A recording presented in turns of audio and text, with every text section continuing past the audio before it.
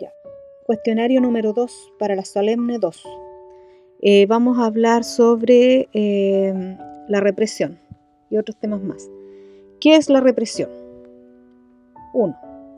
Bueno, la represión es un mecanismo psicológico clave que opera a nivel inconsciente para proteger al individuo de pensamientos, deseos o recuerdos perturbadores o inaceptables.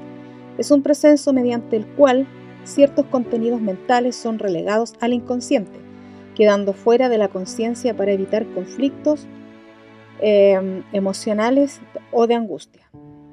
Estos contenidos reprimidos pueden incluir recuerdos traumáticos, deseos prohibidos, impulsos agresivos a través de, entre otros que generan malestar. 2. ¿Por qué la represión funciona como un mecanismo adaptativo en la vida cotidiana?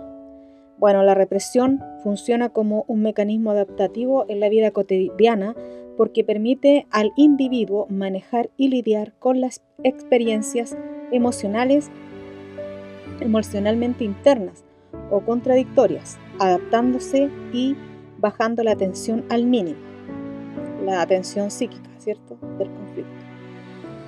3. ¿Por qué la represión juega un papel crucial en la formación de los síntomas psicológicos y trastornos mentales? Porque todos aquellos conflictos no resueltos que han sido reprimidos pueden manifestarse de forma indirecta a través de síntomas físicos o psicológicos. La represión no es un acto puntual, sino un proceso dinámico y continuo. Siempre requiere energía nueva para mantenerse fuera constantemente, ya que lo reprimido sigue vivo y lucha para volver a la conciencia. 4. ¿Por qué, si la pulsión es somática y constante, no puede reprimirse directamente? ¿Qué parte de esta es lo que realmente se reprime? Bueno, solo se reprime su representante psíquico, o sea, su representación convertida en una idea, imagen, fantasía o pensamiento que expresa la pulsión. La pulsión sí puede expulsar su representación mental, ¿ya? La cual quiere hacerse consciente siempre y por eso, eso es lo que se reprime. Por ejemplo, la pulsión agresiva no se puede borrar, pero sí la idea quiero golpear a mi padre. 5. ¿Cuándo aparece la represión? Cuando la satisfacción de una pulsión resulta displacentera. Ahí aparece la represión. Y esta aparece como una defensa. Es decir, la represión aparece como un mecanismo de defensa de una satisfacción de pulsión que resulta displacentera. 6. Si no puede recaer la pulsión por ser somática y constante, ¿en qué parte de la pulsión recae esta represión? Bueno, recae en sí, en su forma psíquica, o sea, en la imagen mental. En eso recae la represión, de la pulsión, en la fantasía, el recuerdo, pensamiento, impulso. Por ejemplo, si un niño quiere tomar el lugar del padre, que sería la pulsión edípica, lo que se va a reprimir es la idea, es decir, por ejemplo, la idea de querer a mi mamá para mí, ¿ya? No el deseo, sino la representación o la idea, y no la energía libidinal misma. 7. ¿Por qué se dice que la represión es carísima energéticamente? Bueno, la represión es carísima porque el ello sigue empujando a través de la contrainvestidura, sigue empujando y lo reprimido insiste en retornar a través de los sueños, los lapsus, los síntomas, y el yo, a la vez, él debe gastar energía para sostener esa barrera, y esto hace que la represión se agote o agote al yo, y por eso el yo redirige defensas, generando angustia y posteriormente produciéndose los síntomas. 8. Nombra algunos tipos de displaceres y representativos que reprimen la represión.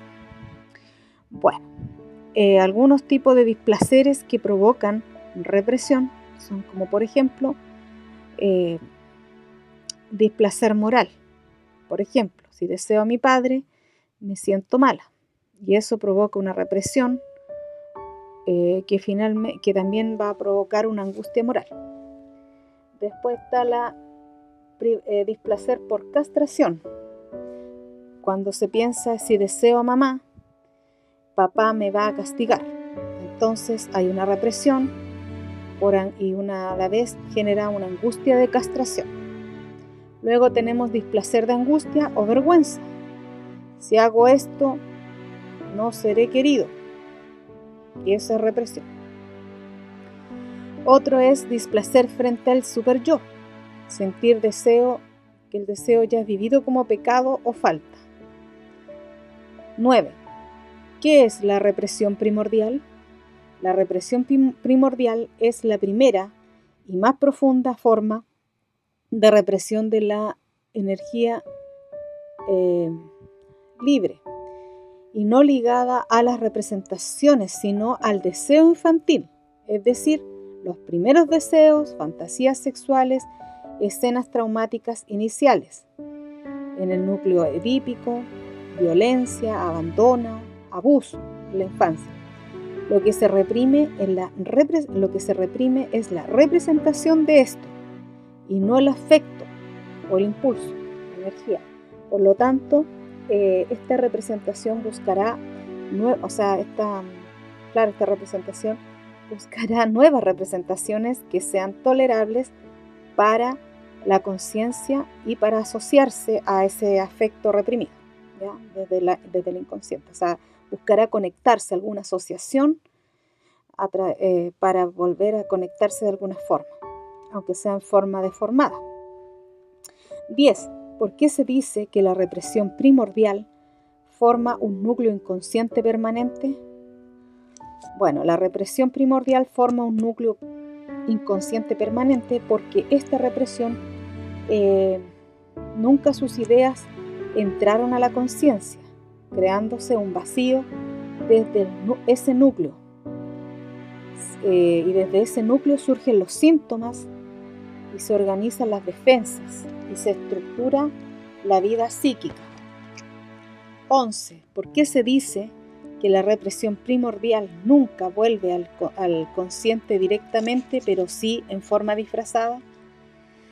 Bueno, porque nunca pudo pensarse esa experiencia o pulsión reprimida. Por lo tanto, aparece disfrazada como un sueño, un síntoma, una compulsión de repetición somática, actos fallidos, fobia, etc.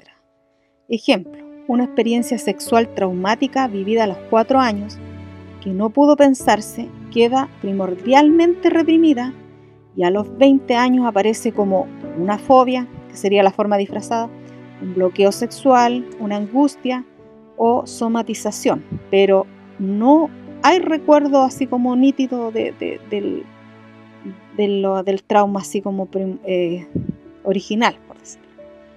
12. ¿Qué es la represión secundaria? La represión secundaria es la que llamamos también represión psíquica. Actúa después de la represión primaria y actúa para seguir manteniendo los contenidos, ahora deformados obviamente y alejados de la conciencia, de manera constante como deseos edípicos, amar, exigir a los padres, impulsos agresivos, fantasías sexuales, pensamientos inmorales, escenas traumáticas, etc. Este proceso implica un esfuerzo continuo por parte del individuo para evitar que los pensamientos reprimidos resurjan a la conciencia y generen malestar emocional. 13. Menciona características de la represión secundaria. A ver, características. Se despliega en la infancia, la represión secundaria. Ya, o sea, su origen está en la infancia y en la vida adulta. es más flexible que la represión primordial.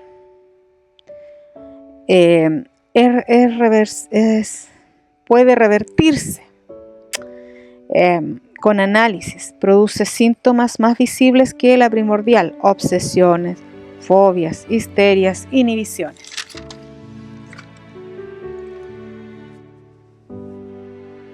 Ya.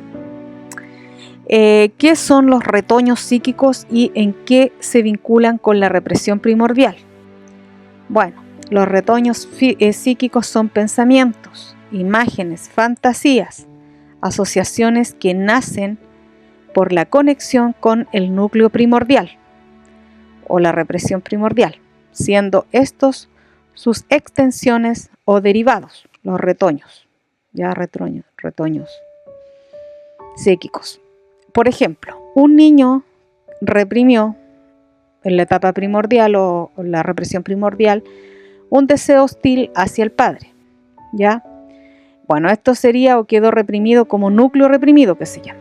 Años después aparece un retoño psíquico, como por ejemplo la incomodidad a figuras de autoridad, miedo a los profesores, sueños de persecución, irritabilidad con los jefes, fobia a hombres mayores.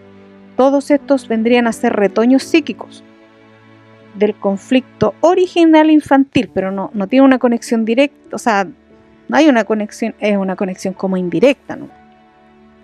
El yo ya no reprime directamente el núcleo, porque es imposible de recordar, sino que sus derivados, ahora disfrazados, deformados, o llamámosles como retoños psíquicos, actuales, pueden hacerlo regresar. 15. ¿Por qué el yo reprime activamente las representaciones verbales? El yo reprime activamente las representaciones verbales porque si una palabra aparece en la conciencia, arrastra el afecto del representante pulsional. Entonces reprimo. Entonces, si reprimo la palabra, también reprimo la idea. Y si reprimo la idea, evito el peligro eterno que genera el deseo. Ejemplo, una niña que a los 10 años sufrió acoso sexual quedó reprimido, ¿ya? Más tarde, las palabras como, por ejemplo, que son un poco asociadas a lo que a ella le ocurrió, como sexo, deseo, cuerpo, intimidad, se convierten en disfraces peligrosos. Y el yo entonces, ¿qué hace? Reprime esas palabras, reprime en este caso el representante verbal del sexo, el deseo, porque en alguna forma aparece la inhibición y el rechazo, angustia, afonía, náuseas, etc. 16. ¿Por qué se dice que la represión secundaria, el yo está dirigido por el principio de realidad? ¿Por qué se dice que en la represión secundaria el yo está dirigido por el principio de realidad? Bueno, en la represión secundaria el yo está regido por los principios de realidad, porque el yo evalúa la realidad, reprime, evaluando el peligro interno, la culpa, la castración, castigo moral, pérdida del amor, etc. 17. ¿Qué significa? Que la represión secundaria es un esfuerzo de dar caza. Bueno, la represión secundaria es cuando el yo sigue un trabajo activo, constante y vigilante, que gasta energía obviamente para atrapar y expulsar cualquier idea asociada al núcleo primitivo de lo reprimido. ¿Qué es la resistencia? La resistencia son fuerzas psicológicas que operan en contra del trabajo terapéutico en el psicoanálisis. Estas resistencias pueden manifestarse de diversas maneras, como olvidos, distracciones, evasiones o reacciones emocionales intensas durante las sesiones analíticas. 19. ¿Por qué Freud dice que las resistencias son mecanismos de defensas? Bueno, Freud afirma que las resistencias son mecanismos de defensa porque están destinadas a proteger al individuo de enfrentar aspectos dolorosos, conflictos inaceptables de su propia psique. 20. ¿Por qué Freud dice que es muy importante reconocer y trabajar con las resistencias en el proceso terapéutico? Freud dice esto porque al comprender las resistencias del paciente, el analista puede ayudar a explorar y desentrañar los contenidos reprimidos que subyacen a los síntomas y conflictos psicológicos del individuo. Ya, ahora va a empezar a hablar de los 3 ensayos de la teoría sexual por medio de preguntas. 21. ¿Cuáles son las etapas del desarrollo infantil y por qué son tan importantes? Las etapas del desarrollo infantil, como las comprendía Freud, son la etapa oral, anal, fálica, de latencia y genital. Todas estas experiencias tempranas moldean la personalidad y los conflictos emocionales en la adultez. 22. ¿Por qué los impulsos sexuales en la edad temprana son tan importantes? Bueno, los impulsos sexuales en la edad temprana son muy importantes porque la represión de estos deseos sexuales pueden llevar a conflictos internos y a la manifestación de síntomas neuróticos y perturbaciones psicológicas. 23. ¿Qué es el complejo de Edipo? El complejo de Edipo es un concepto central de la teoría psicoanalítica de Freud. Se refiere al conjunto de emociones y sentimientos infantiles caracterizados por la presencia simultánea y ambivalente de deseos amorosos y hostiles hacia los progenitores, cuales pueden ser positivos y negativos, como se había nombrado en cuestionarios anteriores. 24. ¿Qué es la libido según Freud? La libido según Freud es la intensidad de la energía dinámica del instinto sexual. Corresponde a la energía que todos sentimos durante nuestras vidas y que interpretamos como un deseo o un afán. No solamente está asociada al sexo, la libido, sino que es una energía dinámica que tiene del instinto sexual, que es una energía que todos sentimos en nuestras vidas. 25. ¿Cuál es la diferencia entre el instinto sexual y la libido? El instinto sexual es toda carga de afecto que dirigimos a un objeto, ¿ya? Y la libido es el aspecto cuantitativo de dicha energía. Esta no es estática, sino que está sometida a un proceso de evolución íntimamente relacionado al instinto sexual. Este proceso de evolución nos permite entender la mirada psicoanalítica del desarrollo humano. 26. ¿Cómo es la libido de una persona antes de nacer, en la etapa fetal? ¿Y qué ocurre al nacer con esta libido? Bueno, en la etapa fetal el sujeto no tiene objetos a quienes recubrir o investir de su libido, y su yo y la libido estarán unidas. Luego, al nacer, la libido se fijaría fuertemente en sus órganos y su propio ser, apareciendo el narcisismo primario. Luego esta libido se fijará en objetos externos, apareciendo la libido objetal. Ahora vamos a hablar del narcisismo. ¿Qué es el narcisismo? El narcisismo habíamos dicho que es una etapa del desarrollo sexual o libidinal en que la energía psíquica, es decir, la libido, se dirige hacia el yo en vez de irse a otros objetos externos. Freud dice que el narcisismo no desaparece nunca del todo, se mantiene como una estructura de base del amor propio, y del autoestima coexistiendo en las relaciones objetales, es decir, dirigidas hacia otros,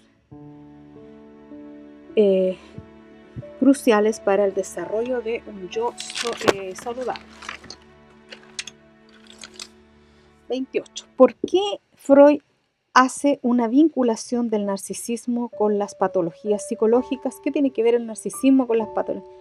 Bueno, porque Freud dice que si en la etapa narcisista el sujeto no fue capaz de relacionarse consigo mismo de manera sana y satisfactoria, normal por decirlo, y hubo perturbaciones en esta etapa,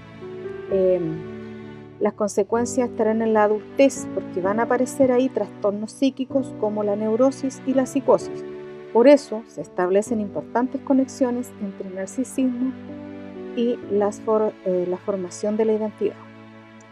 29. ¿Cuáles son los 3 niveles de narcisismo? Bueno, los 3 niveles o los 3 tipos de narcisismo serían el narcisismo primario, donde la libido se centra en el propio sujeto y no existe una clara distinción entre el yo y el mundo externo, ¿ya? El placer busca en su propio cuerpo.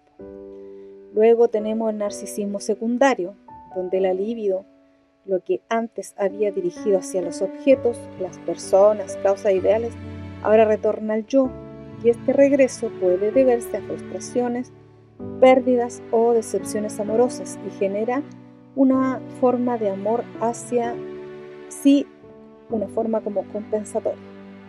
Y también estaba la libido de objeto, que es la etapa en que el sujeto invierte su energía libidinal en objetos externos, como personas, causas, ideales o instituciones también.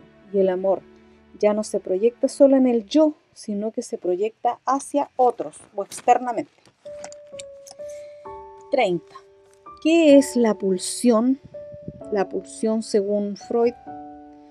Bueno, la pulsión según Freud es una forma motivacional. La pulsión es una fuerza motivacional interna, una fuerza interna de energía psíquica que nunca pasa a ser objeto del consciente. Solo su representación pasa al consciente. La pulsión impulsa al sujeto hacia ciertas acciones y deseos. El afecto aquí descargado está directamente el afecto descargado desde el inconsciente y sería la angustia, ¿ya? El afecto descargado directamente desde el inconsciente es la angustia. Esta no tiene una forma concreta, la pulsión no tiene una forma concreta, solo se hace representable en el inconsciente a través de imágenes o palabras con representaciones. Siempre la pulsión busca la satisfacción, esa es otra característica, y puede ser de 2 tipos, de naturaleza sexual, ya la pulsión de naturaleza sexual donde estaría eros, y la de naturaleza agresiva o tánatos, de muerte. Ambos son importantes para entender el conflicto interno del sujeto.